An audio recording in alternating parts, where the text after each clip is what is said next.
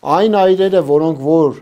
օտարերկրյա լրտեսական ծառայություններ են մատուցում կամ սպասարկում են օտարերկրյա հատուկ ծառայությունների շահերը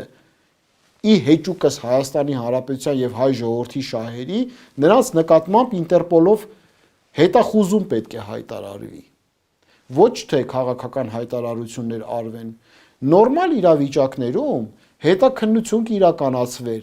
եւ գործով զբաղվող պետական ներկայացուցիչը, դա կարող է լինել նաեւ գլխավոր դատախազը, մամուլի հաղորդագրություն տալով ծանուցեր հայ ժողովրդին, որ այդ կարևոր անձիկ եւ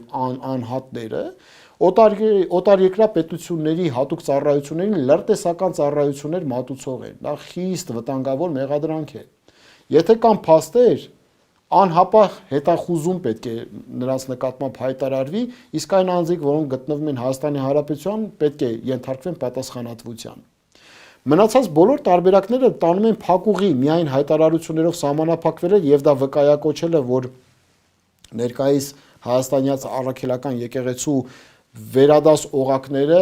խնդիրներ ունեն, եթե պետության կողմից դա ապացուցված փաստ է, ապա պետք է քրեական վարույթներ, քրեական հետապնդման ենթարկվեն։